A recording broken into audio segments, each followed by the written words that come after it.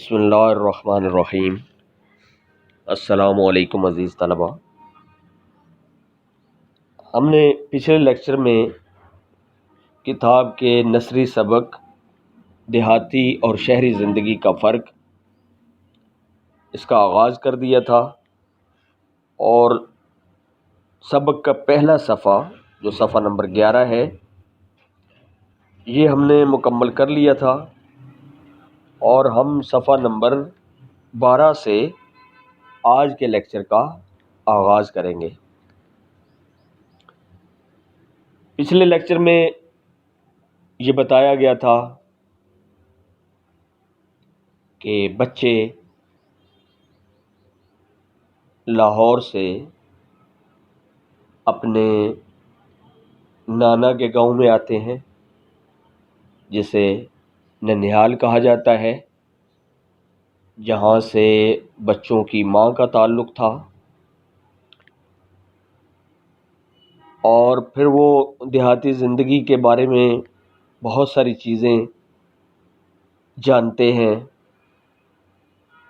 دیہاتی زندگی کو قریب سے محسوس کرتے ہیں، اور ان کو پتہ چلتا ہے کہ دیہاتی زندگی میں کتنی سادگی ہے، کتنا خالص پن ہے، اور شہری زندگی میں آلودہ فضا ہے، آلودہ غذا ہے، اور دیہات کئی حوالے سے فطرت کے قریب ہوتے ہیں، اور یہ انسانی صحت کے لیے، انسانی زندگی کے لیے بہت مناسب ہوتے ہیں۔ لوگ اگر شہروں میں جاتے ہیں تو بہت زیادہ کمانے کی دھن میں وہ اپنی صحت کو بھی داؤ پر لگا دیتے ہیں، اپنی خوشیوں کو بھی داؤ پر لگا دیتے ہیں، اور کتاب میں یہ رائے پیش کی گئی ہے کہ اگر دیہاتوں میں کارخانے وغیرہ لگا دیے جائیں، تعلیم اور صحت کی بہتر سہولتیں فراہم کر دی جائیں، تو بہت حد تک دیہاتوں سے نقل مکانی کا رجحان رک سکتا ہے۔ بہرحال بچے جب شام کو دسترخوان پر بیٹھتے ہیں تو ان کی اپنے نانا کے خاندان والوں سے اور آپس میں گفتگو ہوتی ہے، یہاں سے اس گفتگو کا آغاز ہوتا ہے، اور جب یہ کوئی کہانی، کوئی تحریر گفتگو کے ذریعے آگے بڑھتی چلی جاتی ہے تو اس کو مکالمہ کہا جاتا ہے۔ سب سے پہلے دیکھیے صفحہ نمبر 12 سے بالکل پہلی لائن، پہلی سطر، احمد، اور احمد کے آگے 2 نقطے لگے ہوئے ہیں، ان کو رابطہ کی علامت کہا جاتا ہے۔ جب بھی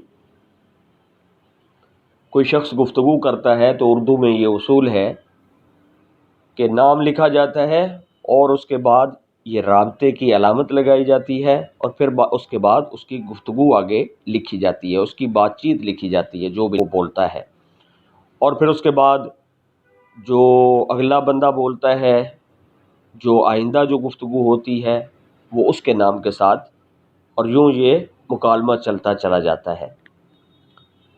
تو احمد کے بعد رابطے کی علامت، احمد کہتے ہیں ممانی جان، ممانی جان کے آگے پھر ایک علامت لگی ہوئی ہے، اس کو اردو میں حرف ندائیہ یا فجائیہ کی علامت کہا جاتا ہے۔ ندائیہ کا مطلب ہے آواز دینا، پکارنا یا بلانا۔ اب احمد اپنی ممانی جان کو مخاطب کرتا ہے، ان کو آواز دیتا ہے، اور اس کے بعد یہ علامت ہے حرف ندائیہ یا فجائیہ کی علامت۔ اور دوسرا یہ کہ جان کا لفظ لکھا ہوا ہے، یہ عموماً جو بہت قریبی رشتے ہوتے ہیں ان کے ساتھ یہ علامت لگتی ہے، یہ لفظ لگتا ہے، مثلاً ماموں جان، ممانی جان، دادا جان، نانا جان، ابا جان، امی جان، لیکن بہن اور بیٹی اور بیوی کے ساتھ یہ لفظ اردو میں نہیں لگایا جاتا۔ ابھی تو شام ہوئی ہے اور آپ نے رات کا کھانا بھی لگا دیا، تو آگے پھر وہ علامت لگی ہے حرف ندائیہ کی۔ آپ لوگ رات کا کھانا اتنی جلدی کھا لیتے ہیں، یہ سوال ہے تو آخر میں سوالیہ نشان لگا ہوا ہے، یہ علامت اس کو حرف استفہامیہ کہتے ہیں۔ تو یہاں آپ تین چیزیں دیکھ رہے ہیں، ایک رابطے کی علامت ہے جو دو نقطے ہیں، ایک حرف ندائیہ کی علامت ہے جس میں آواز دی جاتی ہے، اور جہاں سوال کیا جاتا ہے تو وہاں پر حرف استفہامیہ لگایا جاتا ہے، یعنی سوالیہ نشان لگایا جاتا ہے۔ اور اگر ہم سوال نہیں کرتے، ویسے جملہ مکمل ہوتا ہے تو اس کے آخر میں جو لگتا ہے اسے ختمہ کہا جاتا ہے، یعنی یہاں پر جملہ ختم ہو گیا، اور وہ پوائنٹ سے نقطے سے تھوڑا سا اس کو پھیلایا جاتا ہے، اور یہ علامت ختمے کی علامت کہلا جاتی ہے۔ تو یہ چار علامتیں آپ نے یاد کر لینی ہیں۔ ممانی جان، احمد میاں، ہم دیہاتی لوگ ہیں۔ اب ممانی جان احمد میاں کو آواز دیتی ہے تو تب وہ علامت آگے لگی ہے۔ ہم دیہاتی لوگ ہیں، یعنی دیہات کے رہنے والے ہیں۔ ہمارے ہاں رات کو جلد سونے اور صبح سویرے اٹھنے کا رواج ہے۔ رواج ہے، چلن ہے، یہاں پر یہ بات عام ہے کہ دیہاتی سب لوگ جلدی سو جاتے ہیں اور صبح جلدی اٹھ جاتے ہیں۔ شہروں میں تو لوگ رات گئے تک جاگتے رہتے ہیں، اس لیے وہ رات کا کھانا بھی دیر سے کھاتے ہیں۔ رات گئے تک یعنی بہت رات گزر جاتی ہے تو اس وقت تک جاگتے رہتے ہیں۔ اور اس کے آگے پھر یہ علامت ہے چھوٹی سی، جسے انگلش میں کوما کہتے ہیں لیکن اردو میں سے سکتہ کہا جاتا ہے۔ تو یہ علامت بھی آپ نے یاد کر لینی ہے، سکتہ کی علامت۔ جب بہت تھوڑی دیر کے لیے رکتے ہیں تو تب یہ علامت لگتی ہے، اس یعنی دو جملے اس میں جمع ہو گئے ہیں، تھوڑا سا اس میں ہلکا سا رکے ہیں، تو تب جا کے دونوں جملے مکمل کیے جاتے ہیں، اس لیے وہ رات کا کھانا بھی دیر سے کھاتے ہیں۔ حسن، میں نے اپنی کتاب میں پڑھا ہے کہ رات کو جلد سونا اور صبح جلد جاگنا صحت کے لیے مفید ہے۔ مفید کا مطلب ہے فائدہ مند، جس میں فائدہ ہے۔ تو اب حسن بھی اس بات کی تصدیق کرتا ہے کہ یہ دیہاتیوں کی بہت اچھی عادت ہے، کیونکہ میں نے بھی کتاب میں پڑھا ہے کہ ایسا کرنا صحت کے لیے بہت اچھا ہوتا ہے۔ نانا جان، اب نانا جان اپنی بات کرتے ہیں۔ شاید اسی لیے گاؤں کے رہنے والے زیادہ صحت مند ہوتے ہیں۔ تو نانا جان ہیں، بزرگ ہیں، اور بزرگ جو ہیں وہ تجربے کی بات کرتے ہیں، سمجھداری کی بات کرتے ہیں، تو انہوں نے کہا ہے کہ میں آپ کو یہ نتیجہ نکال کے دیتا ہوں کہ ایسا واقعی ہوتا ہے، اور اس کے نتیجے میں دیہاتی صحت مند ہوتے ہیں۔ اچھا، یہ مند جو ہے صحت مند، یہ مند لاحقی کی علامت ہے۔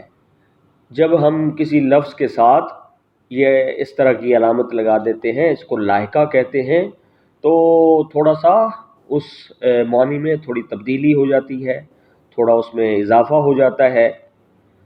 تو صحت مند، عقل مند، دانش مند، یہ سارے لفظ جو مند لگتا ہے لفظوں کے ساتھ، یہ لاحقے کی علامت ہے۔ احمد، نانا جان، اب احمد نانا جان کو مخاطب کرتا ہے، اور پھر وہی حرف ندائیہ کی علامت لگی ہے۔ میں نے سنا ہے کہ شہر کے لوگوں کے مقابلے میں گاؤں والوں کی صحت بہتر ہوتی ہے، اس کی کیا وجہ ہے؟ اب احمد چھوٹا ہے تو وہ اپنے نانا جان سے سوال کرتا ہے تاکہ تجربے کی روشنی میں وہ میری رہنمائی فرمائیں کہ ایسا کیوں ہوتا ہے۔ نانا جان، بھائی دیہاتی لوگ کھیتی باڑی کا کام کرتے ہیں، سارا دن کام میں لگے رہتے ہیں۔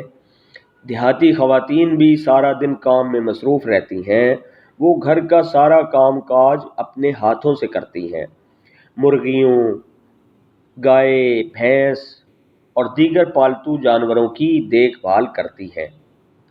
फसलों की कटाई, बुआई और उन्हें समेटने में भी मर्दों का हाथ बटाती हैं, जबकि शहरों में रहने वालों को इस कदर मशक्क़त का काम नहीं करना पड़ता। यही वजह है कि देहात में रहने वालों की सेहत बेहतर होती है और वो अमूमन दुबले पतले होते हैं। तो अब नाना जान नतीजा निकालते हुए, अपने तजर्बे की बात करते हुए कहते हैं कि भाई सेहत ठीक होने की वजह, जो देहातियों की सेहत ठीक होती है, अच्छी होती है, उसकी वजह ये है कि वो सारा दिन काम में मसरूफ़ रहते हैं, खेती बाड़ी यानी ज़राअत का काम करते हैं, अपने खेतों में फसलें उगाने का काम करते हैं, फसलों को पानी देते हैं, ग़िज़ा से मुतल्लिक़ा चीज़ें उगाते हैं, जो सारे मुल्क के काम आता है। और एक तरह से ये नेकी का काम भी है और उनकी सेहत के लिए भी बहुत अच्छा है, और उनकी मईशत भी, उनकी रोज़ी रोटी का सामान भी इसी से पूरा होता है। देहाती ख़वातीन भी सारा दिन काम में मसरूफ़ रहती हैं, और ये सिर्फ मर्दों की बात नहीं है कि देहात में सिर्फ मर्द काम करते हैं और सेहतमंद हैं, बल्कि ख़वातीन भी उनका हाथ बटाती हैं। वो घर के बहुत सारे कामों में हिस्सा लेती हैं।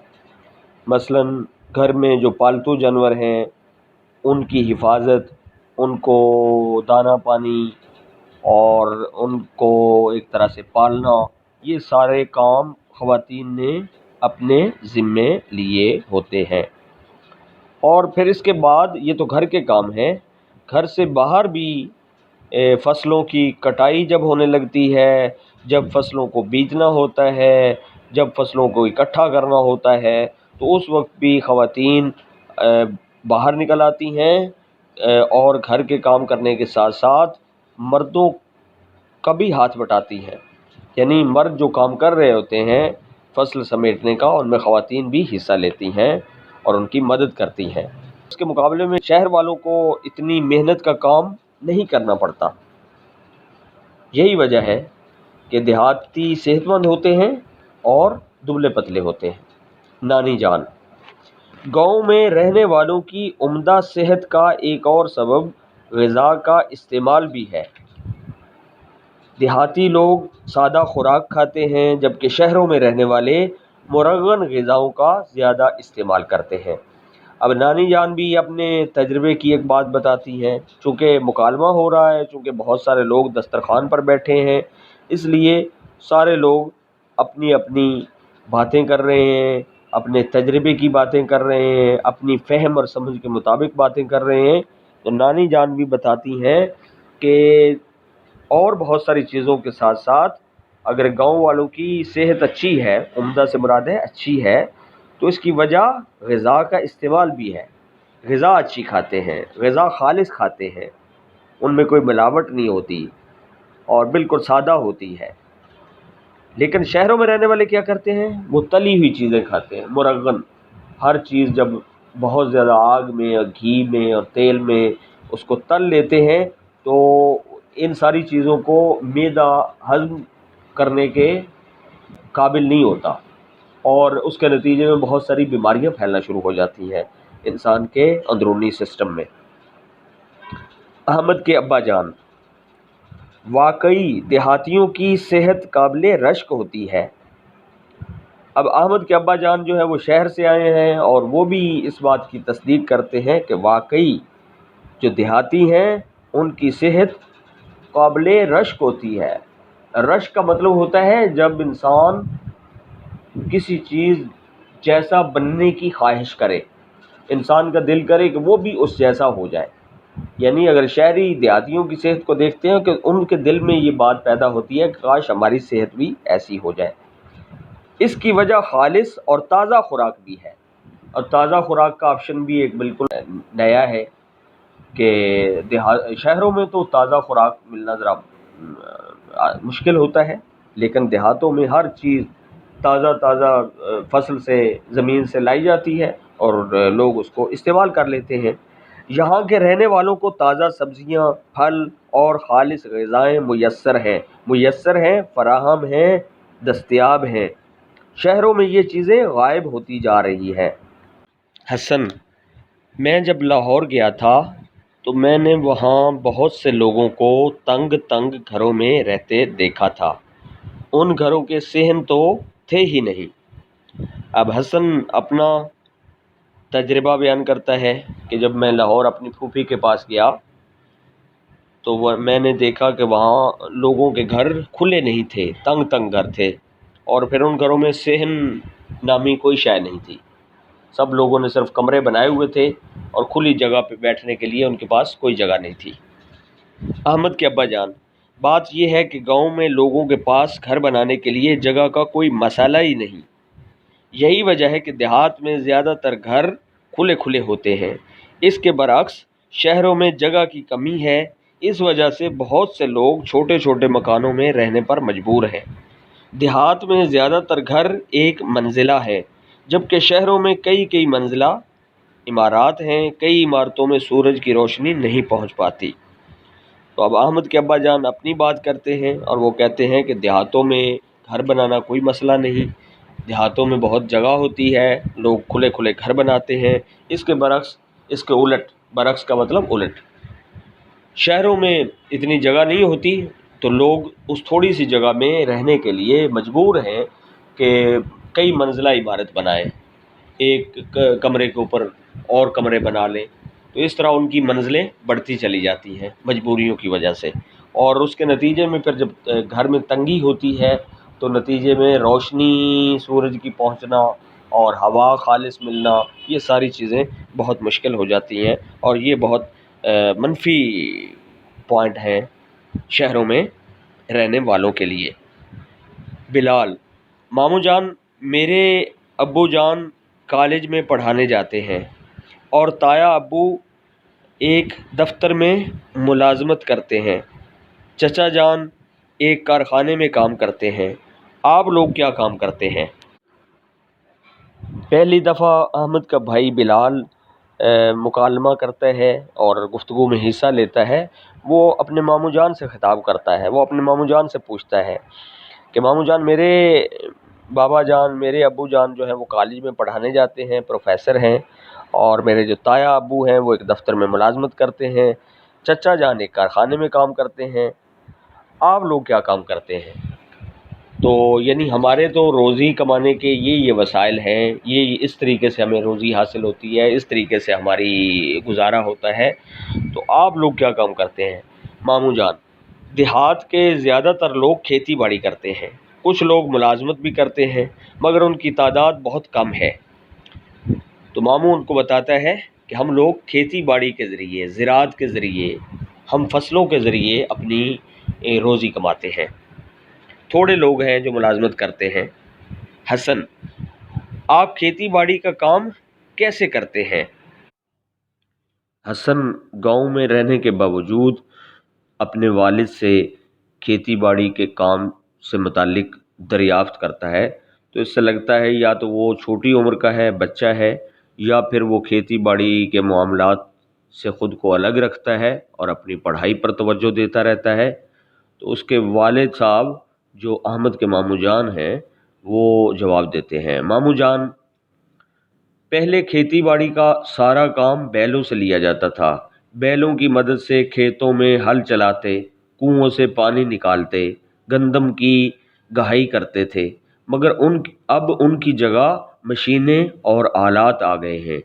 اب ٹریکٹر اور ان سے چلنے والی زرعی مشینری نے کھیتی باڑی کے کام کو بہت آسان اور تیز کر دیا ہے۔ اسی طرح اب کنویں بہت کم نظر آتے ہیں کیونکہ اس کی جگہ ٹیوب ویل نے لے لی ہے۔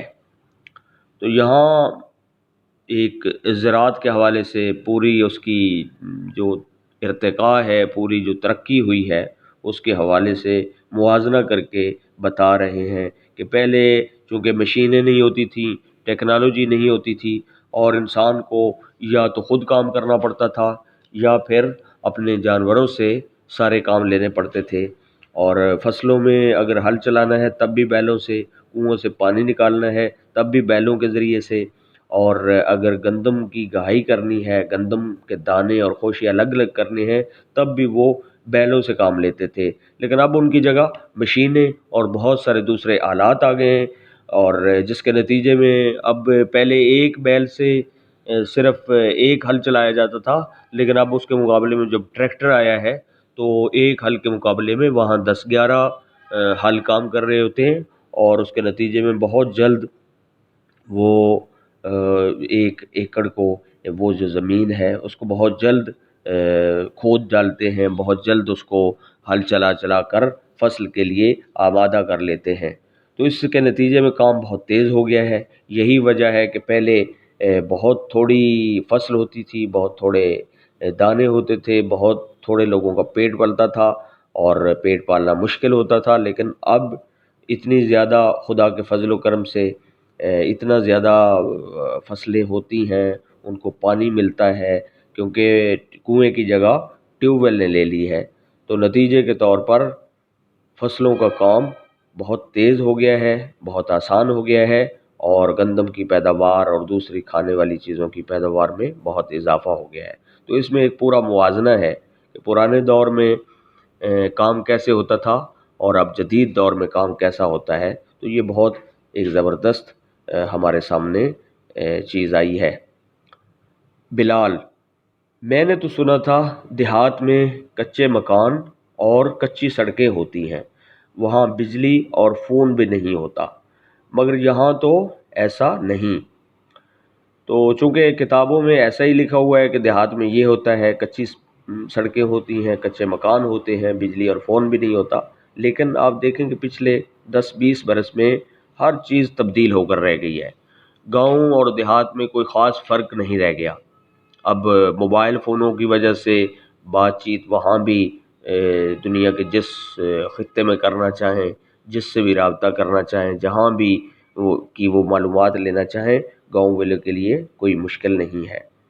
اور پھر یہ ہے کہ الحمدللہ ہمارے ملک کی حالات بھی پہلے سے بہتر ہیں، اور اس کے نتیجے میں گاؤں میں، دیہاتوں میں سڑکوں کے جال بچھ گئے ہیں، اور جو لوگوں کے پاس جب جدید مشینری کی وجہ سے معیشت کے ذرائع بہت بہتر ہو گئے ہیں، ان کے لیے روزی کمانا بہت آسان ہو گیا ہے، اب ان کی ضرورت سے زیادہ چیزیں پیدا ہو جاتی ہیں، جس کی وجہ سے وہ اپنے مکانات بھی پکے بنا لیتے ہیں۔ تو یہ سائنس کی وجہ سے پہلے کی نسبت اب ہر جگہ خوشحالی نظر آ رہی ہے۔ نانا جان: بلال بیٹے، آج سے کچھ عرصہ پہلے دیہات ایسے ہی تھے جیسے تم بتا رہے ہو، اب دیہات بہت زیادہ بدل گئے ہیں، کچے مکانات کی جگہ لوگوں نے پختہ مکانات بنا لیے ہیں۔ پختہ سے مراد پکے مکانات، پکی اینٹوں سے بنے ہوئے مکانات۔ دیہات میں سڑکوں کا جال بھی پھیلا دیا گیا ہے، بہت سے دیہات میں بجلی پہنچا دی گئی ہے، موبائل فون تو اب ہر گھر میں نظر آتا ہے۔ آپ دیکھتے ہیں کہ نانا جان نے وہی باتیں بتائی ہیں جو میں نے آپ کو پہلے وضاحت کی ہے۔ تو آج کے لیے اس سبق کا اختتام کرتے ہیں، اور انشاءاللہ جو باقی رہ گیا ہے سبق وہ اگلے لیکچر میں پورا کرنے کی کوشش کریں گے۔ شکریہ، والسلام، خدا حافظ۔